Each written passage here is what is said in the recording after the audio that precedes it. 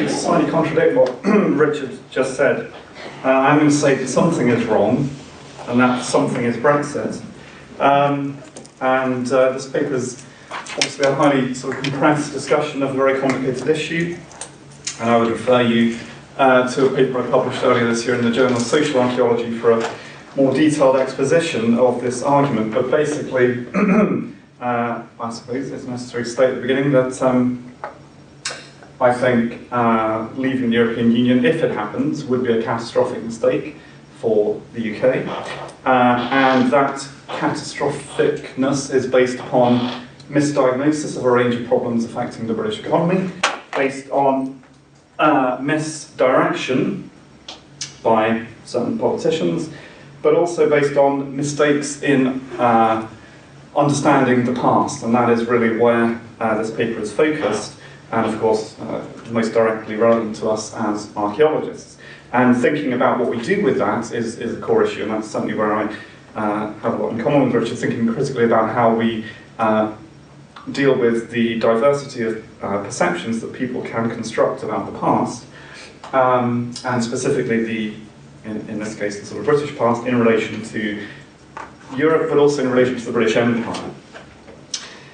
So, empire is a key theme in quite a lot of the discourse around Brexit. And these websites here give you a selection of sort of recent headlines and stories. Obviously, there has been a certain degree of rose-tinted, golden ageist looking back to the British Empire amongst the quitters, I'm going to call them, rather than Brexiteers, and some of their leadership, particularly people like Liam Fox and Andrea Leadsom. The astonishing ignorance of these people is shown, I guess, most clearly by this story, which came out, this is quite a while ago now, but when Andrea Leadsom proposed that the British economy post-Brexit might be based on certain sort of classic British condiments and dishes like tea, jam and biscuits. And the choice of tea there is particularly important because, of course, tea is not indigenous to the British Isles, but is actually something that has become part of British culture by virtue of the British Empire and its presence in China and in India. And that is the sort of crux of the issue that I'm going to try and unpack very briefly here. Of course, on the other side, there have been, as that top right and bottom left papers headlines show, a good deal of critical analysis of this as well, and a good deal of sort of comeback. So these are, of course, highly contested issues.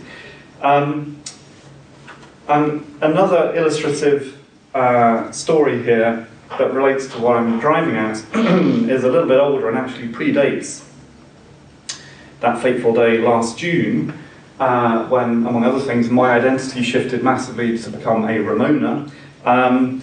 This story here relates to something that happened in 2014 where a rugby player got into some trouble in the press for identifying as British when other commentators thought he should primarily identify as Welsh. Now again, this is interesting and ironic because if you were to go back about 1,000 years and ask somebody in southern England who the British were, they would say the people who live in what is now Wales. And so the kind of shifting meaning of these ethnonyms, if you like, in the British Isles is really interesting. And the changing meaning of Britishness is particularly important, and that is what I want to focus on here. Because one of the ways in which we can understand the vote to leave the European Union, there are lots of ways we can do that. Many of them, quite rightly, would focus on economics, on the consequences of deindustrialization in certain areas of the north and the west particularly. But because I'm interested in identity and because I'm interested in the way people use the past to construct identity, what I'm going to focus on is that issue.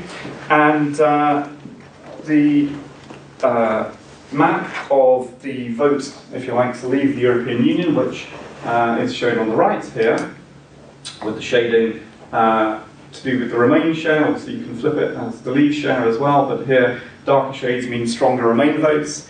Compare that with the map on the left, which shows data taken from the census that was conducted in 2011 on lots of issues, of course.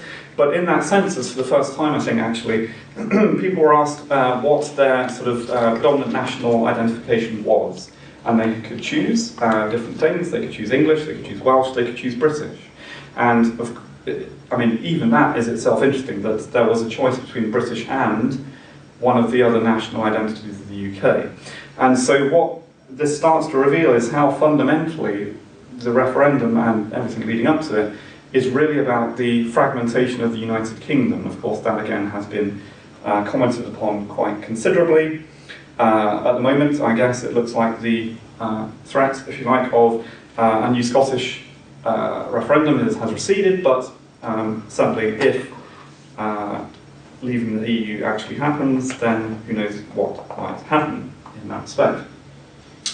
Now, comparing these two maps is instructive, I think.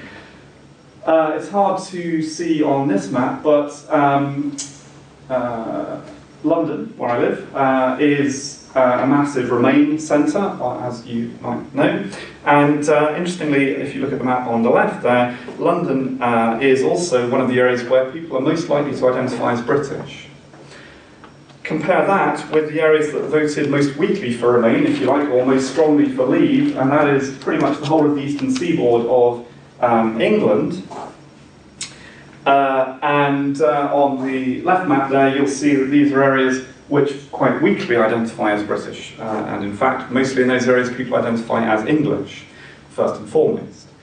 So there is a sort of, roughly speaking, an inverse correlation between identifying as English and voting Remain, or identifying as British and voting Leave. You are more likely to have voted to leave the European Union if you identify less strongly as British.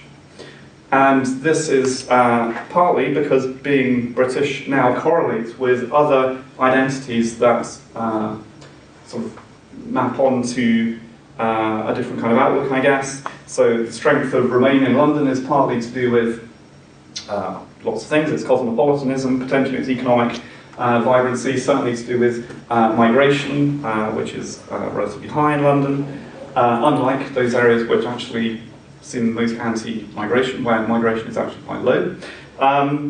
So, of course, there are differences here. Scotland, of course, has a different dynamic. It's a strong Remain area, weaker British area, but the EU referendum result is sort of quite strongly driven by what happened in England. And it is in England that there is a crisis in Britishness, if you like, amongst people who would describe themselves as indigenous. That term, of course, is indeed problematic.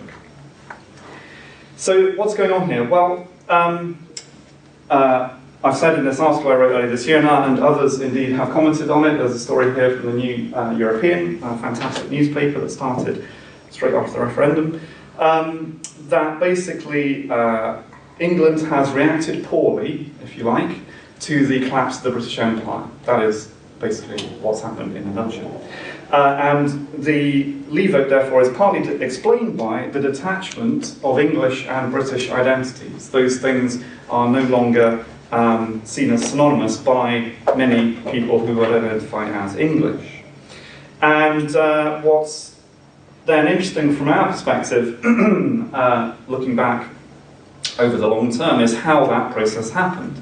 How did an English state that was quite small 1,000 years ago expand within what is now the United Kingdom, conquer Wales, conquer Scotland, conquer Ireland, in that process appropriate the label of those non-English people, which was British, for the whole state, and then spread that state by violent and other means across the world to create our British Empire, that then somehow by the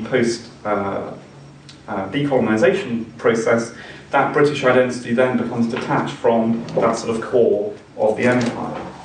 And so this is a very long-term process of the way that an imperial identity is created, a British identity is created over a long durée. It incorporates symbols from conquered territories, from colonized areas like India, to define Britishness.